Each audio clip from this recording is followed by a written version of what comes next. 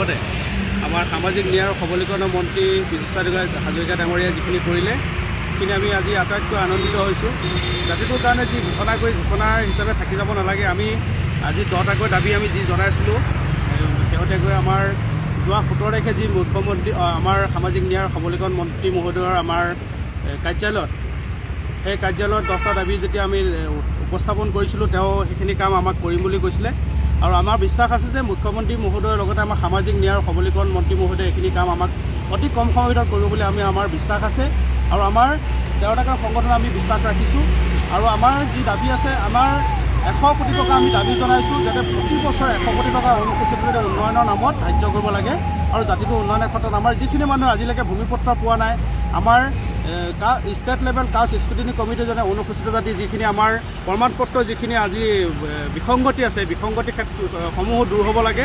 আৰু আমাৰ ছাত্ৰবৃত্তিসমূহৰ কথা বিভিন্ন সমস্যা আছে, এইখিনি যাতে পূৰণ কৰিব বুলি আমি আমাৰ বিশ্বাস কৰিছোঁ। ধন্যবাদ। অপবাদ বাক বিতৰ্কৰ মাজত একাংশ লোকে আমাক সোমোৱাই লৈ গৈছে, কিন্তু আমাৰ স্থিতি স্পষ্ট আছিল যে অনুসূচিত জাতি ৰাইজৰ পক্ষত আমি অনুসূচিত জাতিৰ ঐক্য মঞ্চ খাৰ হৈ আছিলোঁ, যে আমি 10টাকৈ দাবী জনাইছিলোঁ। আমাৰ অসম বিধানসভাৰ প্ৰেক্ষাগৃহত আমাৰ আলোচনা হৈছিলে আমাৰ অনুসূচিত জাতি 13 টাকৈ সংগঠনত।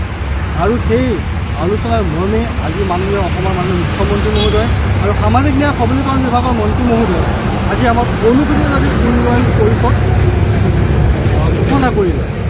লগতে আমাৰ যি আৰু 9টা দাবী আছিল, সেই দাবীৰ প্ৰতি সমৰ্থন জনাই আমাৰ লগত আলোচনা কৰিলে যে আজি অনুসূচিত জাতি ৰাইজৰ বাবে এটা গৌৰৱক্ষণ যে ইমান দিনে যে অনুসূচিত জাতি উন্নয়ন পৰিষদ গঠন হৈছিল, কিন্তু কোনো কাৰ্যত পৰিণত নহ'ল। কিন্তু আমাৰ অনুসূচিত জাতি ঐক্য মঞ্চৰ দাবীৰ প্ৰতি সঁহাৰি জনাই মাননীয় মুখ্যমন্ত্ৰী মহোদয় হিমন্ত বিশ্ব শৰ্মা, সামাজিক ন্যায় সবলীকৰণ বিভাগৰ মন্ত্ৰী পীযুষ হাজৰিকাদেৱে যি পদক্ষেপ ল'লে, তাৰ বাবে আমি অনুসূচিত জাতিৰ ঐক্য মঞ্চৰ তৰফৰ তেওঁলোকক ধন্যবাদ জ্ঞাপন কৰিলোঁ। লগতে আমাৰ অসমৰ সমূহ অনুসূচিত ৰাজ্য হৈ তেওঁলোকক ধন্যবাদ জ্ঞাপন কৰিলোঁ যে লগতে নিৰ্বাচনৰ পিছত যি বাজেট হ'ব, সেই বাজেটত অনুসূচিত জাতি উন্নয়ন পৰিষদ উন্নয়ন নিগমৰ বাবে 1000 কোটি টকা ধাৰ্য কৰিব লাগে। সেই ধাৰ্যৰ দ্বাৰা অনুসূচিত জাতিৰ লোকসকলৰ উন্নয়ন হ'ব লাগে।